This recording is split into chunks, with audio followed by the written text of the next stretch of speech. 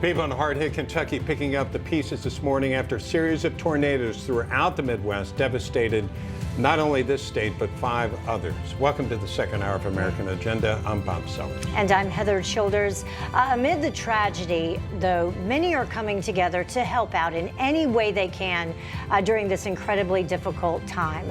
Let's bring in Pastor Stephen Boykin. He's the lead pastor at His House Ministries in Mayfield, Kentucky. Thank you very much for taking the time to join us. I know you're very busy helping folks out right now. One thing I did want to ask you specifically about is this candle factory there near Mayfield. I understand at least 8 people were killed there at that candle factory. You were there pulling people out of the wreckage, trying to rescue folks. Tell us about that. Yes, it's good to talk to you today, Bob and Heather. Actually, I was there. I had the opportunity to be there, but there were a lot of heroes there. Some wore uniforms, some did not. I just was thankful to get to be there. I had a person who called me from the company. I was a chaplain there as well as pastor here, and we just went and tried to find those that were in need. We didn't know how bad it was. I left in a pair of tennis shoes and joggers with a rain jacket on.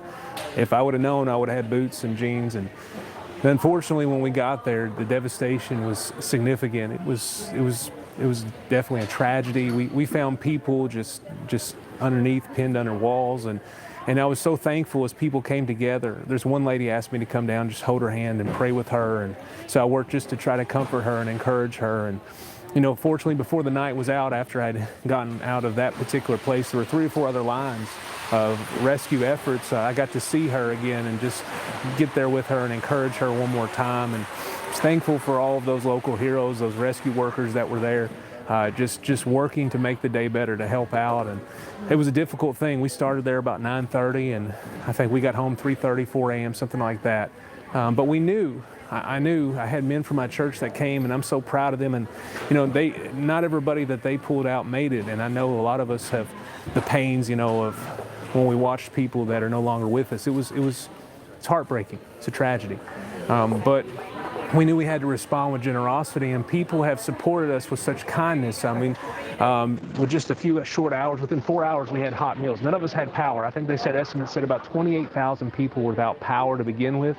But within a short amount of time, we were able to come together and get hot meals and just serve our community. We have just a desire that in this time that seems dark, that there is a light in the darkness. And so we've just been working together to offer people hope.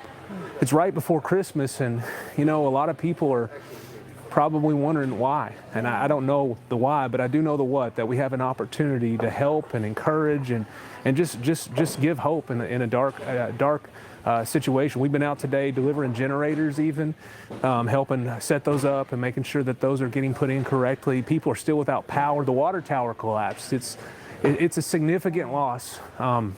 We are all about going out into our community and not just being the church. You think about the idea of church, and a lot of people think of a building, but the word actually is ecclesia, the called out ones, or people when they assemble together. And so what we wanted to do is be the church. It's not about building. There are 5 or 6 churches in our community that no longer have a structure or facility, but yet they've been serving. People have lost their homes, and they're still going out helping. Yeah, and Pastor, so we're just glad that we can be a small part of that. And yes, sir. Yeah, I just wanted to ask you, how are people dealing with this emotionally, psychologically, and how are you getting through it? Because I'm sure a lot of people turn to you. You know, this is one of those things, you know, as you know, we love people. We love God, we love people. We want to teach other people to do the same thing. And so we have that hope, but on any given day as a pastor, you have somebody in the church who's celebrating a newborn baby or a career advancement, and on the other side of the church, somebody got a diagnosis with cancer. It's very difficult to do. So this is something we do as leaders in our community, and there are many churches and many pastors that have been doing the same thing. But ultimately coming together, just inspiring hope and communicating that there is still a light in the darkness and pointing people to the direction, because it's Christmas, and sometimes we think Christmas is about stuff, but you know, it's about more than that. What matters? Your family and your values, and And we're going to find out that in this next few weeks, we're going to have a long-term commitment. We've got trauma counselors here that are coming in. I've had 5 or 6 teams reach out to us. We've had from all around the country, people just want to give and support, and in a great way. We actually, as a church, are partnering with several businesses, and we're actually going to pay for all of the funerals of everybody that lost as a church and a ministry, and with those business owners that are partnering with us, because we just want to offer hope in this time. And everybody's like, are you talking about the ones in your church? No, I'm talking about all of the people in our city and community that were lost from this tragedy. That's They were wonderful. generous people. They want to remain anonymous. Yeah. We are partnering with them, and we're going to cover those funerals because it's important. They need comfort. We all need comfort. They sure do. And, it's not just Kentucky that's dealing with this. I mean, the stories that are coming out Yes, about, ma'am. the folks who Yeah. did lose their lives. I know there in Kentucky, the youngest was just 2 months old. Yeah. The parents tried to shelter their baby. Sure. And they couldn't.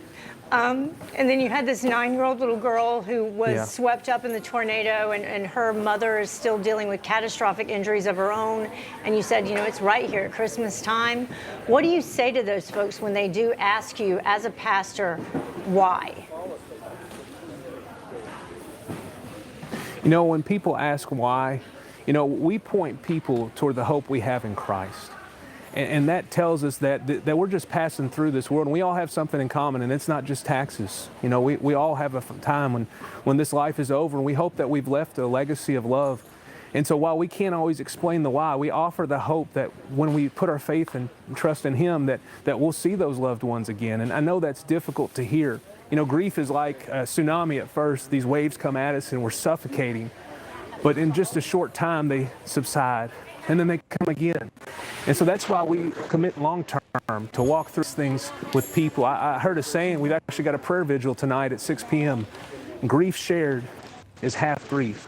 And so tonight we're going to come together because sometimes the only way through is together. So we're going to come together and just share and remember. We're going to have a candlelight service. Some local leaders, officials, pastors, people in our community are just going to come together, remember those that we've lost, and just spend time together, mourning, grieving, and hopefully just experience the comfort that comes through that type of season together. Well, Pastor Stephen Boykin, thank you so much, sir, and keep letting your light shine and doing the good work and spreading the word because you're obviously being bestowed with that honor and responsibility. And thank you so much for joining us, sir, and the best of luck to you and your community. Yes, sir. Yeah.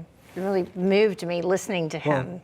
Yeah, I mean, you could tell. I mean, he's right in the middle of it. Right. And so many people coming to him with their experiences. And some of the Right stories here that at we've Christmas, seen, when you it's see just little awful. kids passing, it's Yeah. devastating.